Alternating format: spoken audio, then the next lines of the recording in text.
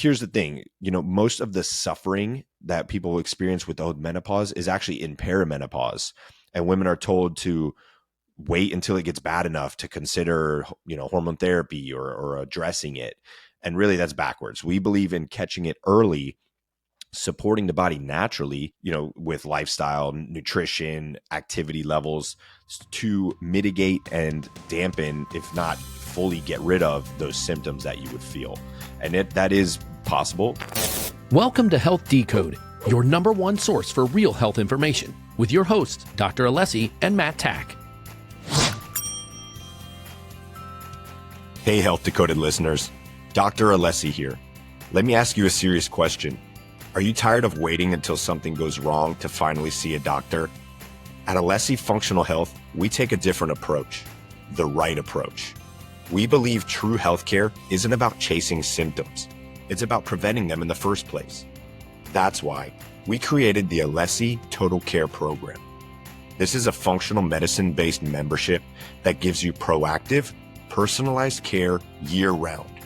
You'll get access to comprehensive blood work and functional testing, custom doctor-grade nutraceuticals, deep discounts on labs, protocols, and follow-ups, as well as 24/7 direct access to your doctor, not just a 10-minute checkup that ends with another prescription. And here's the best part. As a Health Decoded listener, you'll get your first 3 months completely free when you sign up for an annual membership. That's on top of hundreds in savings already built into the program. This is your chance to take responsibility for your health and join a movement that's redefining what primary care should look like. Head on over to alessifunctionalhealth.com, click on our services tab, and go to Total Care. Learn more about this program and claim your exclusive podcast listener offer. Your health is your greatest asset. Let's protect it proactively. Welcome back to another episode of Health Decoded. I'm your host, Dr. Alessi. I'm excited to get into another episode here today. Today's episode is going to be a little bit more focused and a little bit more specific towards women's health and hormones, but this is going to be a powerful one. These are things we see all the time in our clinic, and honestly has just been something that's been a little bit more prevalent lately. Not sure why that is, but it was something that I noticed I was getting a lot of questions about. We were seeing a lot of these types of cases, and so we said, hey, why don't we dig into this, give a little bit of information to people, and ultimately try to provide some education. So again, today's going to be all about women's health and hormone 101, and really, to get into it, women's health isn't really just about reproduction. So your hormones are really an orchestra. It's delicate, it's complex, it's a dynamic system that influences nearly every part of a woman's body. Obviously, this pertains to women and men in that regard. However, this episode is going to be specifically about women's hormone and those impacts.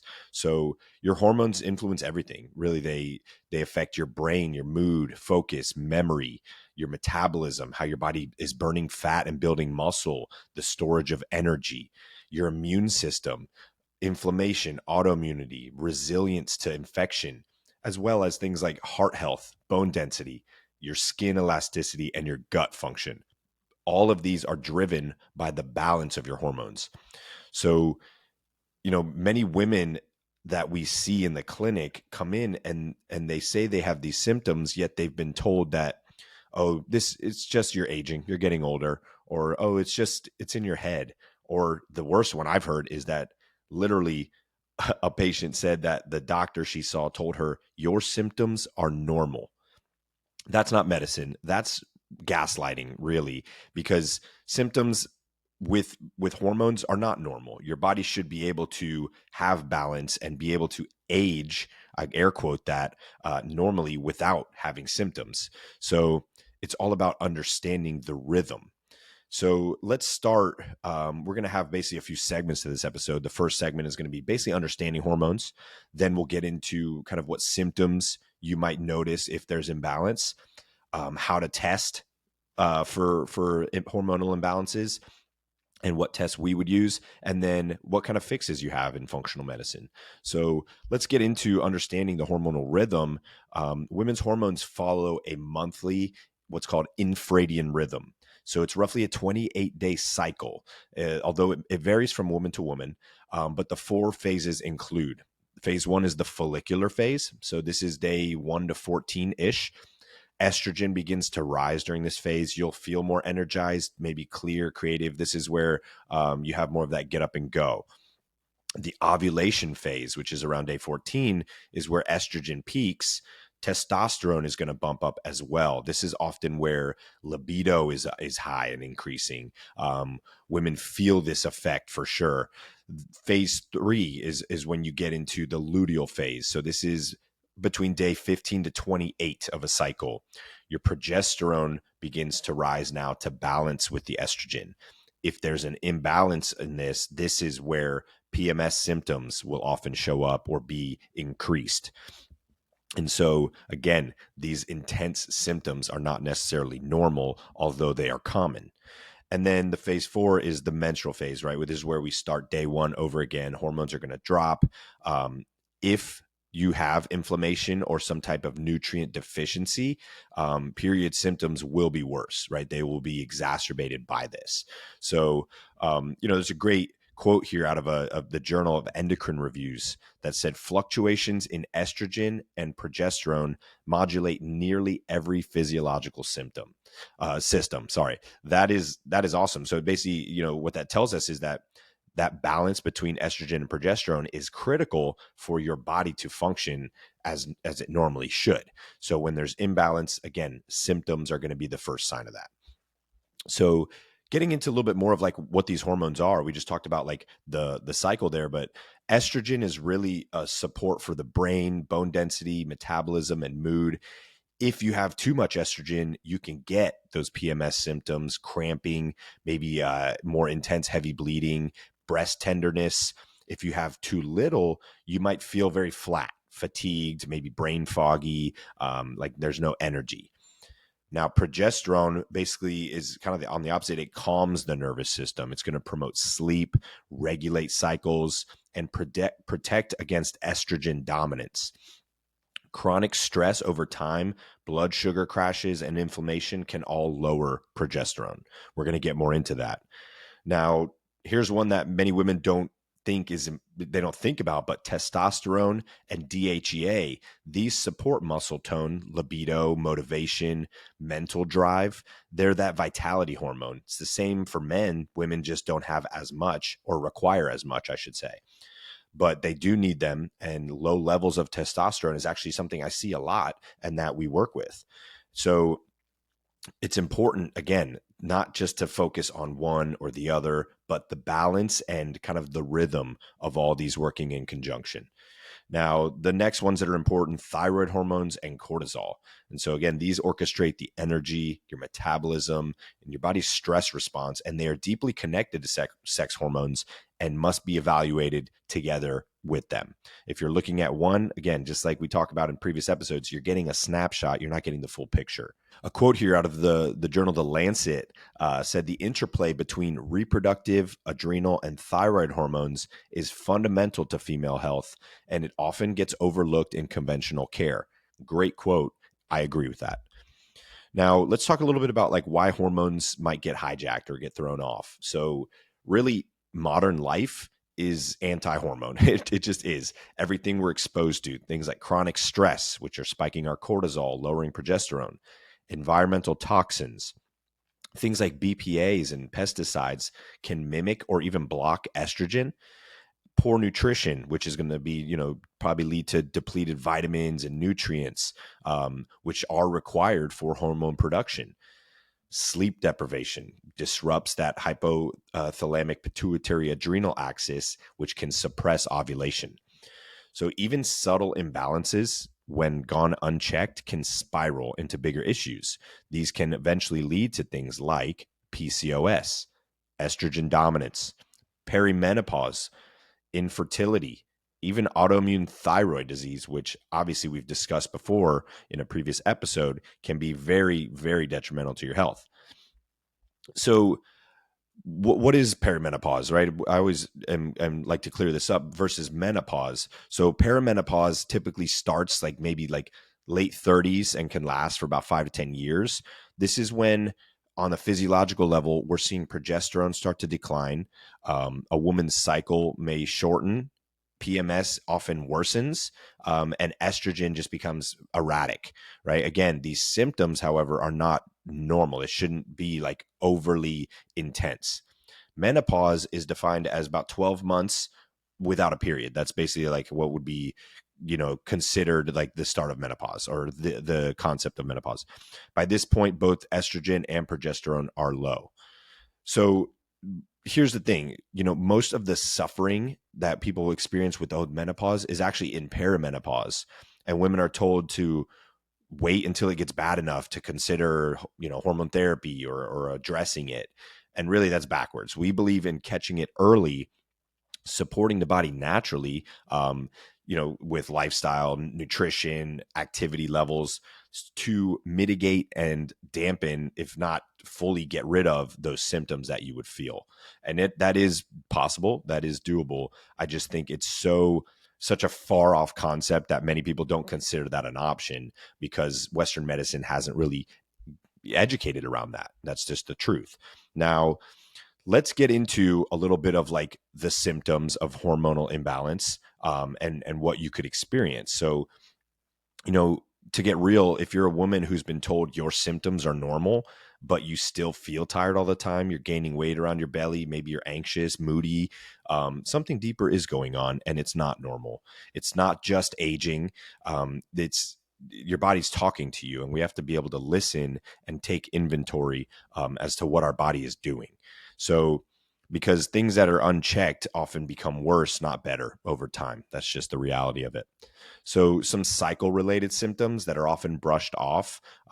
Many women are told that period issues are just part of being a woman, but really the pain, suffering, and dysfunction are not normal. If you're experiencing intense, painful cramps, or you're needing to take painkillers just to get through your period, if you have heavier bleeding or clots larger than, say, a quarter, if you have PMS mood swings, anxiety, or you get tearfulness before your period, breast tenderness, or intense swelling, these are signs of either estrogen dominance or progesterone deficiency. So again, that imbalance. There was a study in the Journal of Women's Health in 2020 said that premenstrual symptoms are closely linked to hormonal imbalances and chronic stress-induced progesterone suppression. So again, the chronic stress lowering progesterone, leading to estrogen being higher in that ratio, leading to symptoms, right? So some symptoms you would notice in perimenopause, right, which they quote as the invisible years. Perimenopause can begin about 5 to 10 years before real menopause, and most women don't even realize it's happening. So here's what it looks like. You're going to start with the hot flashes, night sweats, sleep trouble, like difficulty falling or staying asleep, increased anxiety or irritability, especially maybe mid-cycle. Low libido is a big one that we see that unfortunately many women are not comfortable talking about. Shorter or heavier or irregular cycles, all these things can be symptoms of that. So again, this is your brain and your body struggling to maintain a hormonal rhythm and balance. Estrogen begins to fluctuate where progesterone drops first, and that imbalance will then impact everything. Let's get into the metabolic, mood, and energy symptoms that you might feel. So again, this is where it gets kind of tricky. Most women don't often connect these to hormones, and unfortunately, most conventional doctors don't either.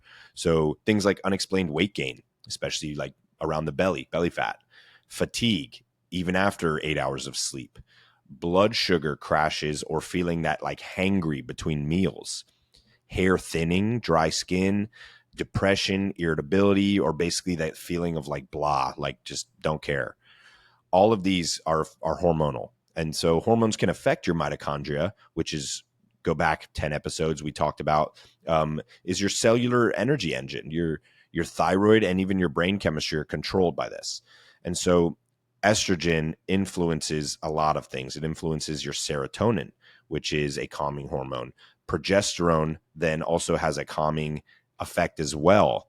And then testosterone affects motivation and drive. So if we have that imbalance, again, hormonal fluctuations are going to impact brain, energy, metabolism, neurotransmitter activity, and even inflammation, which can then contribute to symptoms. Again, symptoms are not the problem. Symptoms are the check engine light that there is a problem. And so, if you're exhausted, inflamed, you feel foggy, but you've been told that your labs are normal, the truth is you didn't go deep enough, or whoever was telling you that didn't take a deep enough look. And so isolated symptoms are not enough. They're a message, they're a pattern, but you need to decode that. Not just so that you can feel better, but so that your body can get back to a state of equilibrium. So that being said, let's get into a little bit of testing and what to look for. But before we do that, real quick, here's a word from one of our sponsors. This episode of Health Decoded is brought to you by Authentic Nutrition, the brand redefining what it means to fuel your body the right way. At Authentic Nutrition, they believe that what you put into your body matters. That's why every single product is crafted with clean, premium ingredients and dosed with maximum efficacy to ensure you're not just meeting your health goals, you're exceeding them. No fillers, no shortcuts, no gimmicks. Whether it's their advanced supplements for energy, recovery, or gut health, you can trust that what's on the label is exactly what's in the bottle. Authentic Nutrition delivers science-backed formulations that work as hard as you do. If you're tired of products that promise the world but don't deliver, it's time to make the switch to Authentic Nutrition. Elevate your health with transparency, quality, and results you can feel. Check them out today at AuthenticNutrition.com and use promo code Alessi15 to get 15% off.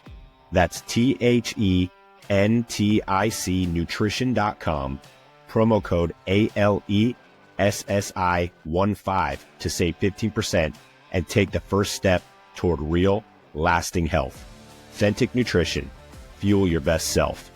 Now back to the episode.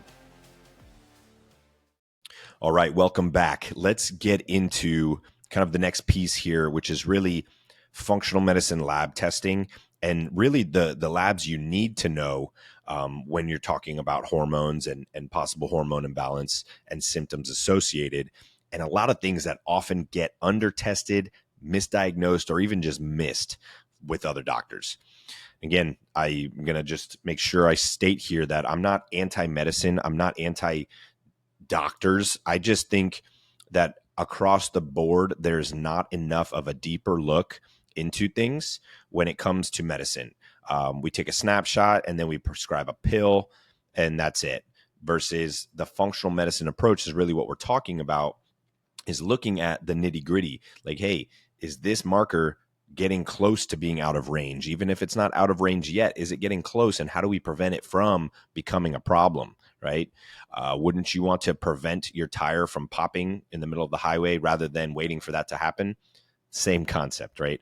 So, the kind of the gap there is that typical testing from your primary care doc or your OBGYN is going to include looking at TSH for your thyroid. They're going to run estradiol and then maybe like a lipid panel and a CBC.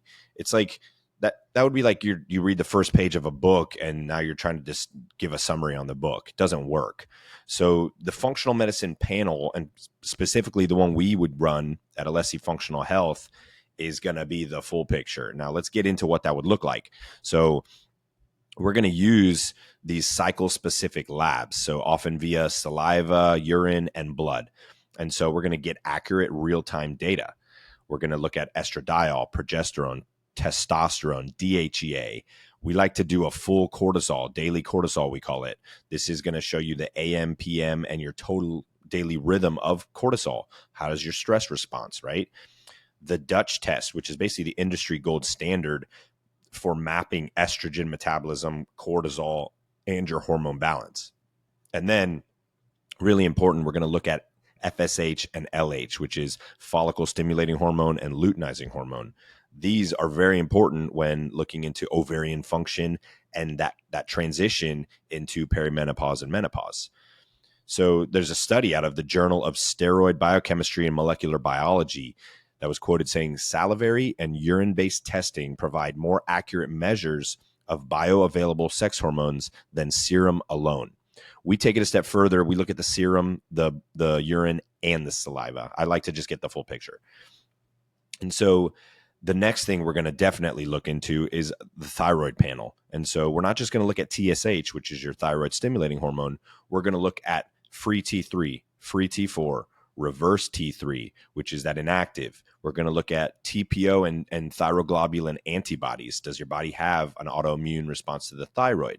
We're going to look at total T3, and then we're going to look at what's called thyroid binding globulin. Now, the reason we do this is because 90% of women with low thyroid symptoms have Hashimoto's, yet they don't get diagnosed with Hashimoto's because the conventional medicine doctors only run TSH. You can't make a diagnosis there. And so then you're diagnosing someone as low thyroid, putting them on medication when the problem is deeper. The problem is that they have something causing their body to mount an autoimmune response to their thyroid. You can take all the medicine in the world you want. You're not going to fix the problem if you don't get to the bottom of it.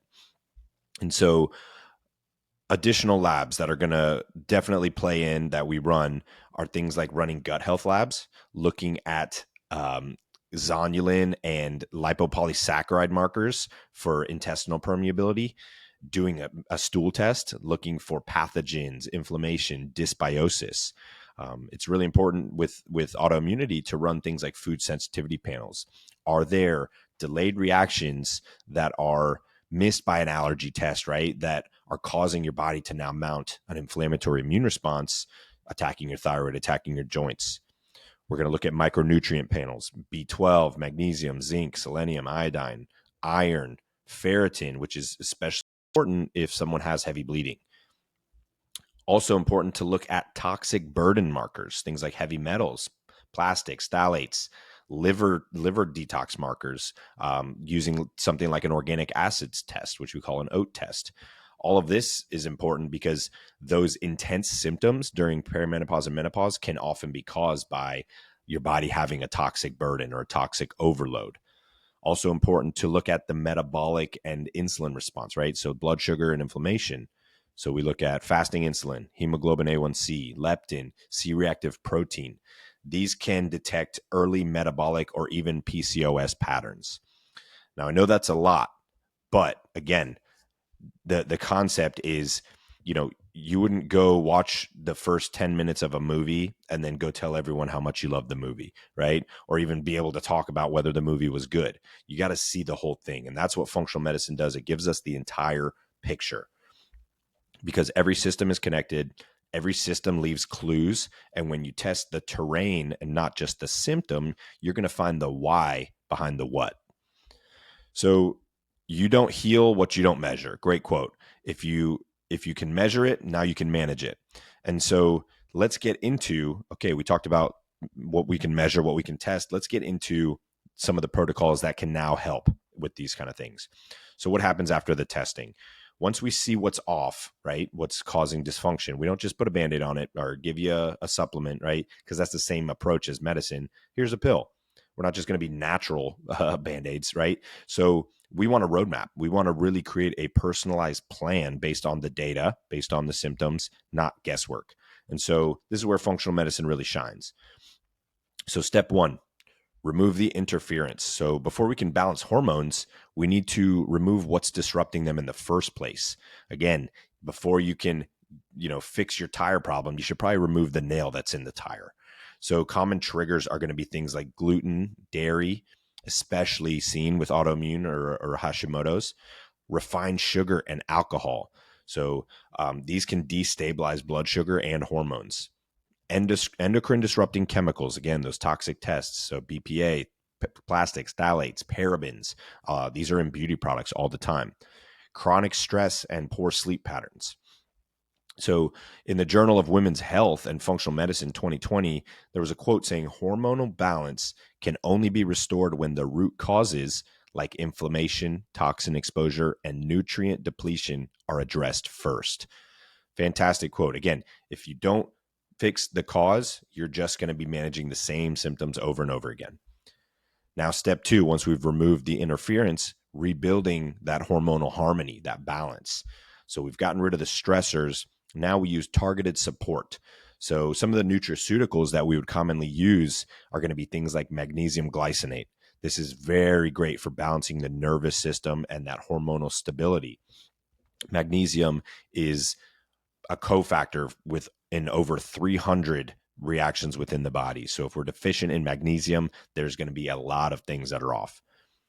B complex vitamins, these are important for methylation and detox, energy, and then neurotransmitter production. Omega 3s, anti-inflammatories, they aid in hormone production as well as like your body's ability to create hormones. Zinc and selenium are important for thyroid and immune function.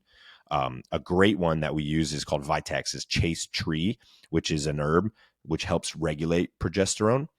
And we're not using these as much in isolation. We have these protocols that we use that are, tried and true. They're tested and they get great results because we often see that the summation of multiple things used in conjunction is just going to get better results than something used in isolation.